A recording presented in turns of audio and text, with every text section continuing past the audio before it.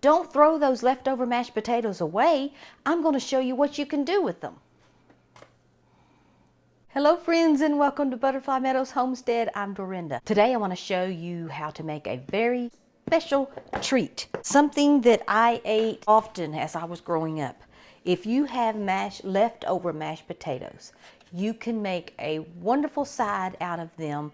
Your family won't even recognize them as leftover, and they're delicious as a snack or as a side. It's potato cakes. They're very easy to make and they're delicious. I'm going to show you how to make them today.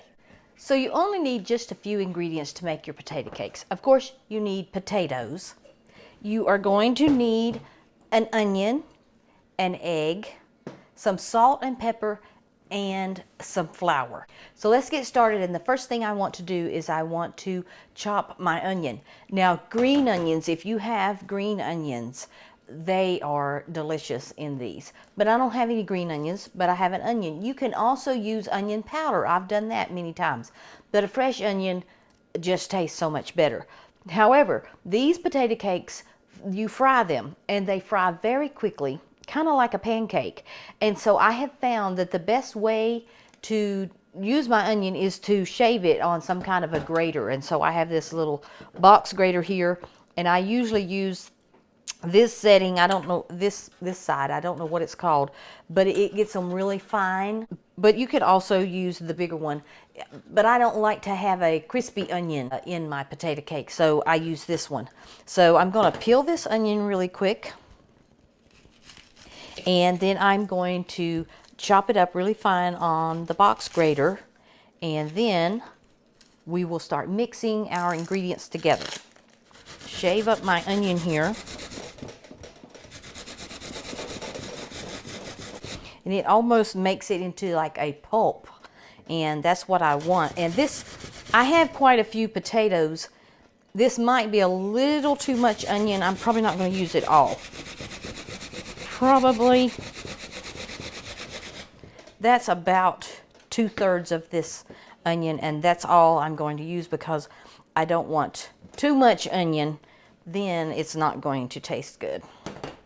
It'll just overpower the potato. So let me get all of that off. Woo.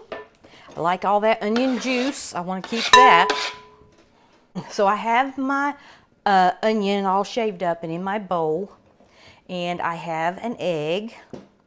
I'm going to crack that right in there with my onion, and I'm also going to need some milk.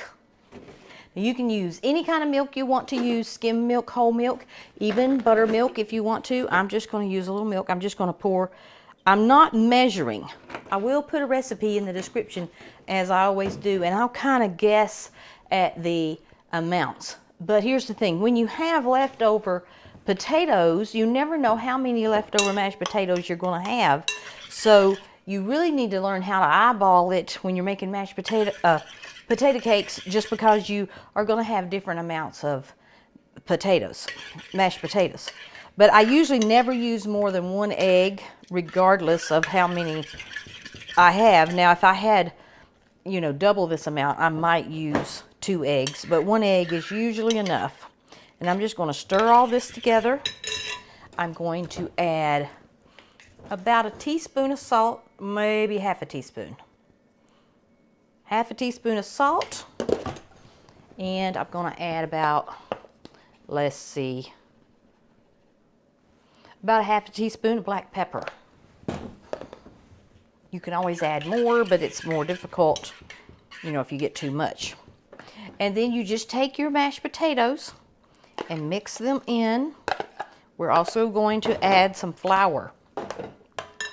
So I just have self-rising flour here. And you're going to want, so this is probably about 4 cups of mashed potatoes. And this is 1 cup of flour. I'm going to add 1 cup, and I'm going to stir my mixture together and see if I need any more, because I may not need more flour, and I might. You want it to be the consistency of a thick pancake batter. You want it to be kind of thick. You don't want it to be runny like pancake batter.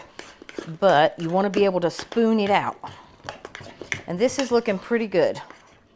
The consistency here looks pretty decent. So I'm just going to stir this up really good. And now I am going to fry them in my fry pan, and I'll bring the camera over here so you can see what's going on. I'm going to turn my stove on to high at first, but then I will be turning it down in a little bit. And I'm going to put a little bit of oil in my skillet. And I always like to take a paper towel and just kind of rub it around.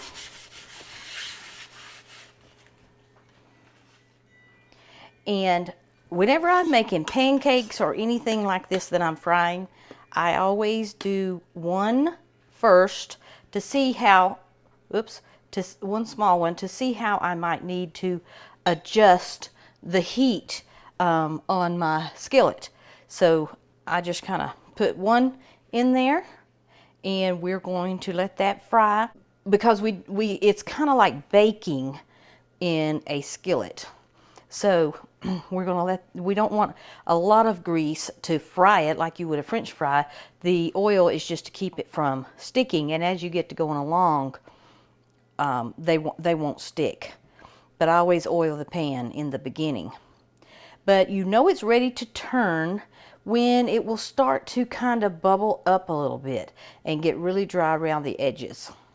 So we'll just wait just a minute. See, there was a bubble. We'll probably see another bubble here in a minute. And there was a bubble. I don't know if you saw that. So let's see if we can turn it over. No, it's sticking. But I'm going to go ahead and turn this one over. That's why I always do one first before I do several in the skillet. So I know if they're going to stick or not. And I can adjust my heat. Get me a plate to put them in as they start to get done. See, now it's not sticking, and I can turn it over. But see how it's a lot darker than I really want it to be? That's how I know I need to turn the heat down. So I'm going to turn it down to medium. Kind of have to be patient when you're making potato cakes or pancakes or anything like that. And I always do one for a test. A small one for a test, and I usually eat that one to make sure I have it seasoned right. Now it's a potato cake, so it's not going to be light and fluffy like a pancake. It's going to be a little bit heavier, but you also don't want it to be too potatoey to the point where it's too gooey. But you want enough flour so that it'll fry up and you'll be able to handle it, to eat it like a finger food. And I am destroying this one. That's okay. And I might need to add just a little more flour, just because it's taking it so long to get done. So what I'm going to do when I get this one out of the pan is I'm going to add just a little more flour to my mixture. And I'm going to add a half a cup of flour to my mixture. And I'm also going to turn my eye down a little more to low. And you don't want it to be too thick, because then it doesn't get done very fast. So I just kind of spread it out a little bit. And as soon as this cools, I'll taste it. I don't see any bubbles, but the edges are getting dry, so I can turn it over. And that's what you want. You want a golden brown. You don't want it black. You don't want it to burn it. And before we get too many made, let's taste this one and make sure we don't need to add salt or anything. Just right. It doesn't need anything.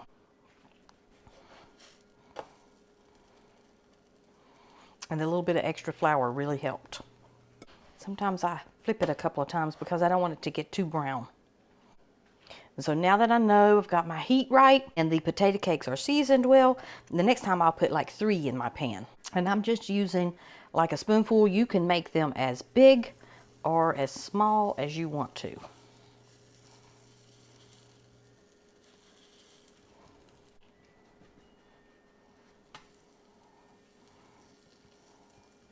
I'm a terrible flipper.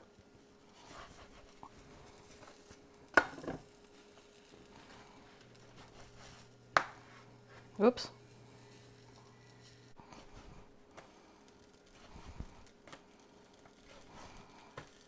And if you only have just a few potatoes and you want to make more potato cakes, you can always just go a little heavier on the flour, and that'll work out just fine too. So we're just going to keep trucking along here until we get all of our potato cakes fried. So here are our finished potato cakes, all ready to serve.